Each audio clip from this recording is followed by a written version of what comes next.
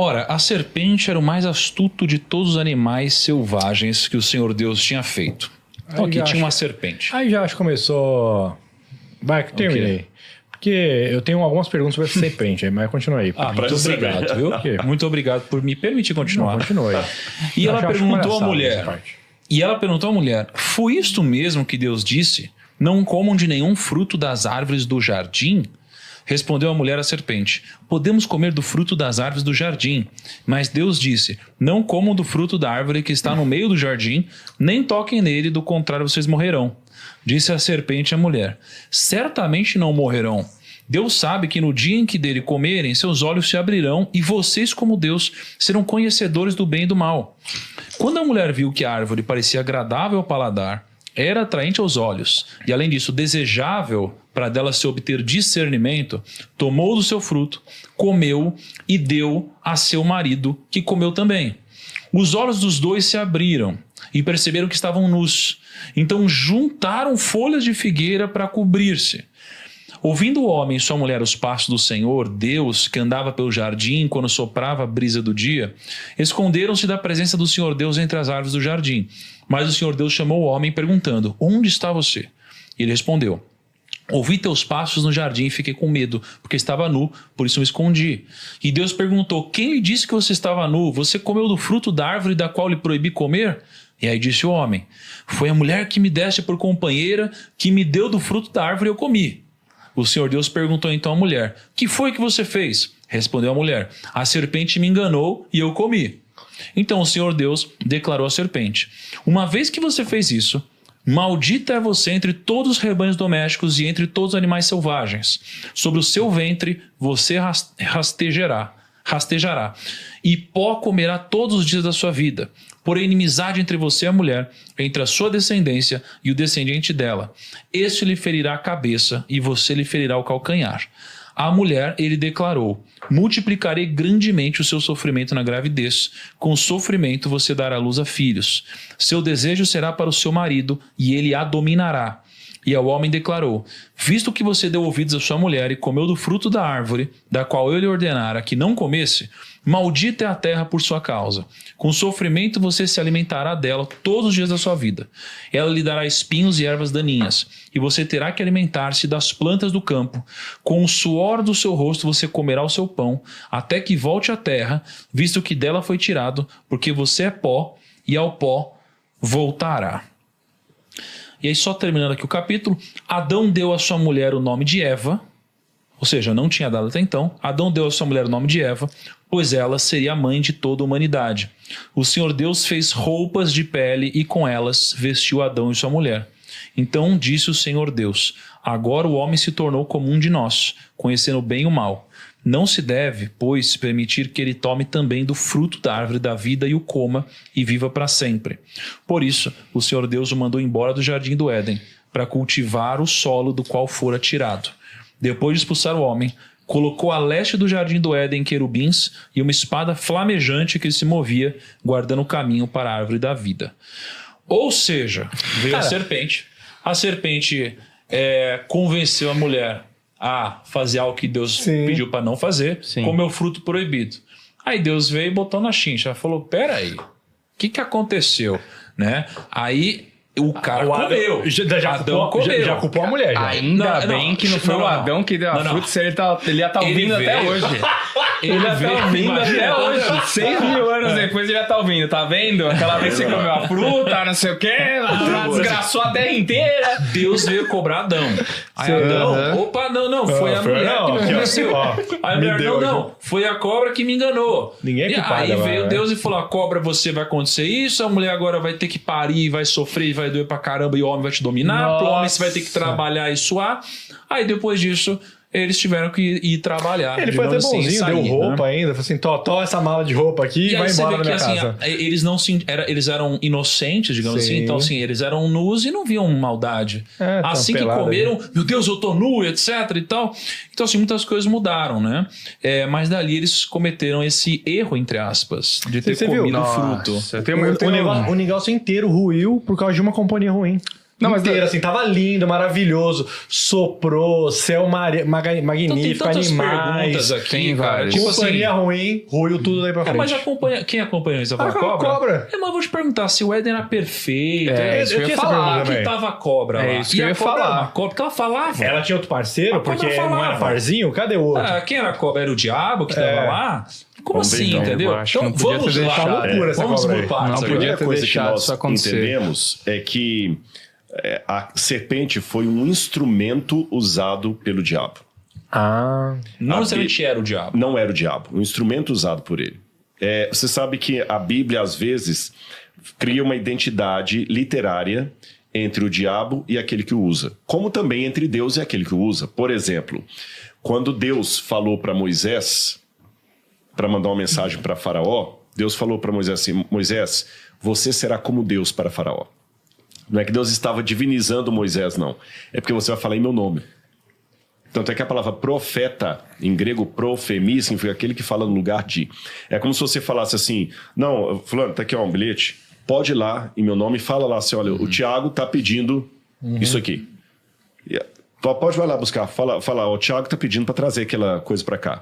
Quando a pessoa chega lá em seu nome e com seu bilhete, é como se você tivesse ido lá. Sim. Mesmo que ninguém vai barrar, ele vai chegar e tudo mais. Então, quando Deus usa alguém, é como se fosse o próprio Deus falando. Quando o diabo também usa, é o próprio diabo falando. Tanto é que, na Bíblia, o rei de Tiro era usado por Satanás. E quando você lê a história da queda de Lúcifer no céu, mistura com a vida do próprio rei de Tiro. No Apocalipse, capítulo 12, vai falar: e foi expulso o dragão, a antiga serpente, que se chama Diabo e Satanás. Então ele estava ali usando a serpente. A serpente era apenas um animal. Existem alguns mas ainda assim ela foi... Usada. Achei que era um lugar seguro. Não, é que Deus dá uma punição para a serpente, mesmo o diabo tendo usado ela. Eu vou chegar na questão da punição agora, que parece injusta. Poxa, o que a serpente tem a ver com isso? A terra e tudo mais. Vou chegar na questão da punição. Alguns biólogos acreditam que as serpentes no passado poderiam ser aladas. Você entendeu? Que talvez elas fossem aladas e tudo mais. E temos registros antigos sumerianos, mesopotâmicos, que a serpente era um animal alado e quadrúpede. Então parece que mesmo fora da Bíblia há uma ideia na descrição da humanidade da serpente que ela foi um animal que outrora voava e andava. Isso já explica que a partir de hoje você vai rastejar sobre o pó da terra e tudo mais. Eu imagino que deveria ser um animal lindo, maravilhoso. E Satanás deve ter pego esse animal ali e começou a falar com Eva através do animal, como se o animal fosse um meio entre ele e Eva. Aí a primeira coisa que me chama a atenção é o seguinte: quando no capítulo 2, versículo 25, eu estou sem lente aqui, versículo 25, fala assim: ora, o homem e a sua mulher estavam nus e não se envergonhavam. A palavra nus aqui é arum. Arum. Olha que interessante em grego, em hebraico, arum. Quando fala, o arumim, que seria o plural, quando fala que a serpente era astuta, é eirom. Eirom não parece com arum, foneticamente? Eirom significa astuto ou completamente pelado. Aí quando fala que Adão e Eva, depois de terem comido o fruto, se sentiram nus, aí é eirom. É outra palavra em hebraico. Entendi. Se eu traduzir assim de uma maneira clara, acho que vai ficar mais fácil você entender. É como se Deus falasse assim: Adão e Eva estavam nus e não se envergonhavam. Depois do pecado, eles se viram pelados. Nu e pelado parece que tem uma diferença. Você fala assim: o nu artístico, você imagina uma coisa. Pelado, você imagina outra coisa. Pelado traz uma ideia de vergonha. Ele ficou pelado. Você não fala assim, ele ficou nu em praça pública. Você fala, ficou nu é porque o cara quis ficar. Ele ficou pelado, parece que alguém tirou a roupa dele e ficou envergonhando ali. Então olha que diferença da nudez de Deus, que é a nudez da inocência, para o pelado do pecado. Esse é o primeiro ponto. Segundo, quando a serpente foi falar com Eva já tinha cometido alguns erros. Primeiro, que Deus falou com Adão e Eva que eles ficassem juntos. A mulher, de algum momento, separou do homem e foi sozinha. Aí eu fico imaginando, as entrelinhas da Bíblia me permitem essa imaginação. O que levou Eva àquela árvore lá? Não foi comer o fruto. Não foi comer o fruto. Porque ela não chegou lá de cara e já pegou o fruto e comeu. Ela ficou ali, parada, a ponto de abrir o diálogo com a serpente. Então, a primeira coisa que a gente tem que tomar cuidado com as coisas erradas é fuja do terreno da tentação. Não, e aí você tem o sentido do casal andar junto, né? O casal junto. Um dá força ao outro. Sim. Tava lá. Porque cada um tem a sua área de cada um tem a sua área e um apoia o outro. Tá, é bíblico isso. Ela foi sozinha. Olha que ela não foi com a intenção de comer a fruta. Senão ela já tinha chegado lá calada e pegado ela. Ela ficou ali demorando, tanto é que a serpente apareceu e começou a dialogar com ela. Eu imagino que no primeiro momento ela deve ter achado estranho aquela serpente falar. Serpente não fala. Mas aquela falava.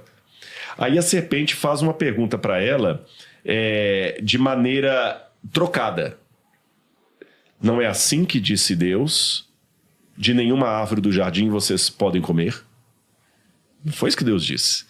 Olha o problema da falácia. A falácia é uma mentira que parece ser verdade. Pega uma coisa que você falou e muda só o tom. Sabe aquela história do Boccaccio que ele escreveu na parede assim: matar o rei não é pecado. Aí quando o rei foi lá procurar, ele falou: não foi isso que eu escrevi, matar o rei não é pecado. Eu falei: matar o rei? Não, é pecado. Então, quer dizer, o tom que você coloca, uma vírgula que você tira, e hoje na era dos recortes, dos shorts, que as pessoas ficam pegando cortes, e às vezes de maneira... Não falando no corte que a gente faz aqui e coloca, não, tô falando aquele hater, que às vezes pega um corte de 2 horas, ele pega você falando uma coisa, olha que bobagem que o Lucão falou, olha que bobagem foi dita aqui, olha como é que um cara pode falar isso aqui, olha... Às vezes está falando lá de uma coisa... Fala assim, olha, dos vários investimentos que tem, aquilo que eu não recomendo dos 4, eu não recomendo hoje fazer esse investimento aqui. Você está falando de 4. Aí ele pega só aquela palavra assim, o Thiago Nigro é contra esse investimento. Então o diabo distorceu. Aí a Eva caiu na lábia dele para tentar ainda dar resposta. Uma outra coisa que eu aprendo, não vai dar pérola aos porcos, não vai, como disse Jesus, né? Não vai ficar conversando com o hater. O hater não está ali com uma dúvida honesta. Ele tá para polemizar. Então, você vai falar assim com ele: aqui tem 2 garrafas azuis. Ele fala assim: mentira, ele falou que tem 2 garrafas azuis. Aí você vai se dar o trabalho e fala assim: não tem 2, aqui é 1, 2. Você tá contando errado, quer dizer, ele vai ter sempre uma coisa. Aí Eva ainda, na ânsia de querer defender Deus, falou assim: não, Deus falou que a gente pode comer das árvores. Só essa aqui que já não pode comer e tocar. Você percebeu na leitura? Deus não falou nada que não podia tocar do fruto. Quem acrescentou esse tocar foi Eva. Eva cometeu um outro erro que nós também temos que tomar cuidado hoje. Ela colocou palavras na boca de Deus. Fica com a Bíblia. Para quem é cristão, né? Ir além da Bíblia que é o perigoso. Você pode até ser 90% bíblico ou até 100% bíblico. Mas acrescentar uns 10% ali que não são, aí é complicado. Ela foi quase 100% bíblica. Ela falou: Deus falou isso. E falou para não tocar. Ah, é mesmo? Eu estou tocando e não está acontecendo nada. Aí Eva viu que a árvore é agradável aos olhos. E olha qual foi justamente a tentação da serpente.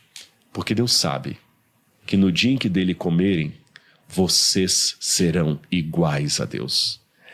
Lembra que eu falei, quando até dei o exemplo do museu, que Deus, às vezes não, a maioria das vezes, ele dá mais do que a gente pede?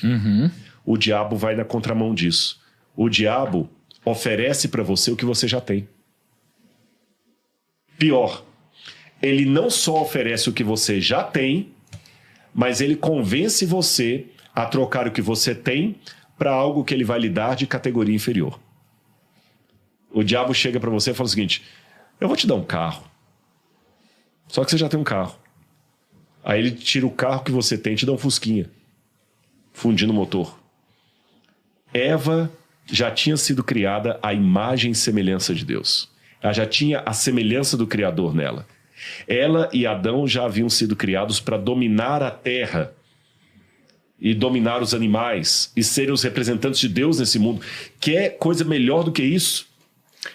Esse exemplo que você usou, às vezes, é até uma falsa ilusão de melhora das pessoas. Às vezes o cara cai numa tentação de uma proposta, ganha uma coisa melhor assim, só que o cara cai numa ilusão que o cara tem um Onix, um HB20, aí ganha um Porsche. Aí ele descobre que ele não consegue pagar o IPVA do Porsche, Exatamente. ele não consegue arrumar o Porsche. É uma falsa ilusão de memória que ele é No final das contas, você fica a pé. Isso tem tudo a ver com traição, tem tudo a ver com mudança de emprego, né? Você tá feliz, você tá bem, cara. Aí você fica... A pessoa te convence que você não tá bem. Muitas propagandas hoje, elas querem te convencer a cortar os pulsos porque você não tem aquela geladeira ultra mega power, diamante, blaster, né? diamante, você tá entendendo? Que a outra é de outra cor. Você já tem uma geladeira em casa, tá muito bom. Pra quê? No mundo das finanças, muita gente dá com os burros na água por causa disso. Ele às vezes entrega tudo pra ter algo que ele já tem. Ela tinha sido criada à imagem e semelhança de Deus, gente. Ela tinha o domínio. Deus tinha atributos comunicáveis que ele passou para ela. Como é que o diabo agora vai falar, vocês vão ser iguais a Deus? Ela pegou do fruto e comeu. Agora é interessante que Tiago fala na Bíblia que Eva foi enganada, Adão não. Isso é uma coisa interessante. Adão não foi enganado. Quando eu li isso no Novo Testamento, eu falei assim, peraí, mas... No Novo Testamento? Quer ver? Eu vou pegar aqui a passagem, vou ler para vocês Porque ele aqui. confiou na Eva, né? Ela foi enganada. Não, o ponto aqui não é que confiou, é que, cara, ele era o marido dela. E aí ela fez isso e ele... Uma só carne. Cara, foi junto, entendeu? Sabe, tipo assim, às vezes sua esposa faz um negócio que você não concorda, mas você fala, caraca... Já fez, já, né? Cara, vou apoiar minha esposa, sabe? Mesmo às vezes você não concordando... Na verdade é Timóteo, perdão. 1 Timóteo capítulo 2, versículos 13 e 14. 1 Timóteo capítulo 2, versículos 13 e 14. 2, 13 e 14. Vamos ver aqui. Então, só corrigindo, não é Tiago, é Paulo em Timóteo. Ele fala o seguinte, olha... Porque primeiro foi formado Adão, depois Eva. E Adão não foi iludido, mas a mulher, sendo enganada, caiu em transgressão. Caramba, cara. Agora que vocês veem o grande problema. Se Adão não foi iludido, porque Eva ainda podia falar, poxa, mas ela foi enganada, Deus podia ter uma misericórdia dela. Mas Adão comeu do fruto consciente do que ele estava fazendo. Aí, a partir disso, a pergunta que eu volto para o Gênesis é, por que ele comeu do fruto? Raciocina comigo.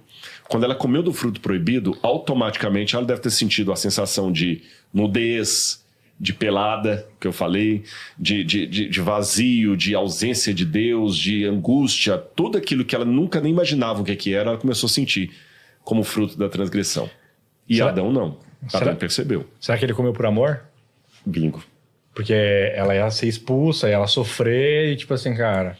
Não posso abandoná-la nesse momento, né? Eu prefiro amargar a consequência com ela a perdê-la. E aqui vem uma outra lição de relacionamento muito forte. Por mais lindo, por mais aplaudível que seja o casamento, nem ele pode estar acima de Deus na nossa vida.